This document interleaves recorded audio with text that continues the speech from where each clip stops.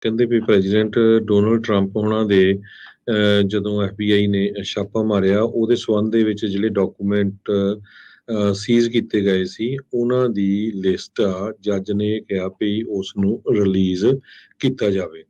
Federal ਪ੍ਰੋਸੀਕਿਊਟਰਸ ਨੇ ਪਹਿਲਾਂ submit ਕੀਤੀ ਸੀ ਪ੍ਰਾਪਰਟੀ ਜੋ ਉੱਥੋਂ ਇਕੱਠੀ ਕੀਤੀ ਸੀ ਉਹਦੀ ਰਸੀਦ US ਡਿਸਟ੍ਰਿਕਟ ਕੋਰਟ ਨੂੰ, ਜੋ ਕਿ ਸਦਰਨ ਡਿਸਟ੍ਰਿਕਟ ਆਫ ਫਲੋਰੀਡਾ ਦੇ ਵਿੱਚ ਹੈਗੀ ਆ।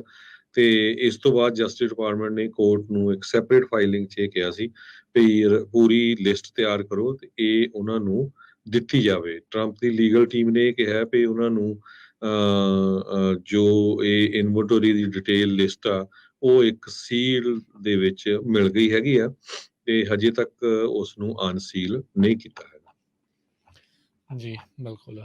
ਅਗਲੀ ਜਿਹੜੀ ਗੱਲ ਕਰਦੇ ਜਾਈਏ, ਇੱਕ ਸਾਬਕਾ ਨਿਊਯਾਰਕ ਪੁਲਿਸ ਡਿਪਾਰਟਮੈਂਟ ਦਾ ਅਫਸਰ ਆ, ਉਸ ਨੂੰ 10 ਸਾਲ ਦੀ ਜਿਹੜੀ ਸਜ਼ਾ ਉਹ ਸੁਣਾਈ ਗਈ ਆ। 6 ਜਨਵਰੀ ਦੇ ਵਿੱਚ ਕੈਪੀਟਲ ਦੇ ਵਿੱਚ ਹਮਲਾ ਕਰਨ ਵਾਲਿਆਂ ਦੇ ਵਿੱਚ ਇਹ ਸਾਬਕਾ ਪੁਲਿਸ ਅਫਸਰ ਸ਼ਾਮਲ ਸੀ। ਇਸ ਨੇ DC ਦਾ ਜਿਹੜਾ ਅਫਸਰ ਆ ਉਸ ਨੂੰ ਅਸੌਲਟ ਕੀਤਾ ਸੀ।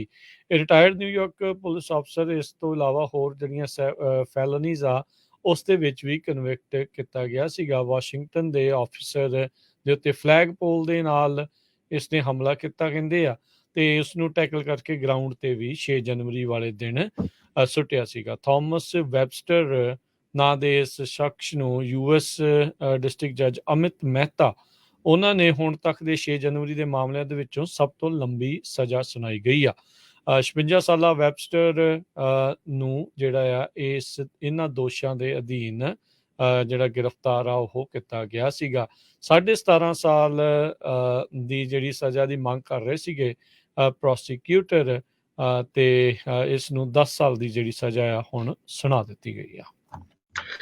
ਅਗਲੀ ਖਬਰ ਸ਼ਿਕਾਗੋ ਤੋਂ ਆ ਰਹੀ ਆ। ਟੈਕਸਸ ਦੇ ਗਵਰਨਰ ਗ੍ਰੈਗ ਐਬਟ ਨੇ ਇੱਕ ਵਾਰੀ ਫਿਰ ਪਹਿਲੀ ਬੱਸ ਭਰ ਕੇ ਹੁਣ ਜੋ ਅਨਡਾਕੂਮੈਂਟਡ ਲੋਕ ਹੈਗੇ ਆ ਉਹਨਾਂ ਦੀ ਬੱਸ ਸ਼ਿਕਾਗੋ ਨੂੰ ਭੇਜੀ ਹੈਗੀ ਆ, ਸਿਟੀ ਆਫ ਸ਼ਿਕਾਗੋ ਨੂੰ। ਇਸ ਤੋਂ ਪਹਿਲਾਂ ਟੈਕਸਸ ਤੋਂ ਜੋ ਲੋਕ ਇਲੀਗਲੀ ਬਾਰਡਰ ਕ੍ਰਾਸ ਕਰਦੇ ਆ ਉਹਨਾਂ ਦੀਆਂ ਬੱਸਾਂ ਭਰ ਕੇ ਵਾਸ਼ਿੰਗਟਨ DC ਤੇ ਨਿਊਯਾਰਕ ਸਿਟੀ ਨੂੰ ਗ੍ਰੈਗ ਐਬਟ ਵੱਲੋਂ ਭੇਜੀਆਂ ਗਈਆਂ। ਸੋ ਇਹੀ ਅਵੇਅਰ ਕਰਨ ਦੇ ਲਈ ਵੀ ਇਹ ਕਿੱਡੀ ਵੱਡੀ ਪ੍ਰੋਬਲਮ ਜੋ ਬਾਰਡਰ ਦੀ ਸਟੇਟ ਆ ਉੱਥੇ ਹੈਗੀ ਆ। ਸੋ ਉੱਥੇ ਦੀ ਜੋ ਮੇਅਰ ਆ ਲੋਰੀ ਲਾਈਟਫੁੱਡ ਉਹ ਹਮੇਸ਼ਾ ਹੀ ਕਹਿੰਦੀ ਰਹਿੰਦੀ ਆ ਵੀ ਆਪਾਂ ਜੋ ਮਾਈਗ੍ਰੈਂਟਸ ਆ ਉਹਨਾਂ ਦੀ ਪੂਰੀ ਹੈਲਪ ਕਰਦੇ ਆ। ਸੋ ਇਹਦੇ ਸੰਬੰਧ ਦੇ ਵਿੱਚ ਗ੍ਰੈਗ ਐਬਟ ਕਹਿੰਦਾ ਆ ਵੀ ਹੁਣ ਜੇ ਉਹ ਸੱਚਮੁੱਚ ਹੀ ਉਹਨਾਂ ਦੀ ਜਿਹੜੀ ਆ ਇੱਕ ਤਰ੍ਹਾਂ ਨਾਲ ਟੇਕ ਕੇਅਰ ਕਰਨਾ ਚਾਹੁੰਦੀ ਆ ਤੇ ਸੋ ਅਸੀਂ ਬੱਸ ਭੇਜ ਦਿੱਤੀ ਆ ਤੇ ਇਹ ਹੁਣ ਇਹਨਾਂ ਦਾ ਜਿਹੜਾ ਆ ਸਪੋਰਟ ਕਰਨੀ ਚਾਹੀਦੀ ਹੈਗੀ ਆ। ਜੀ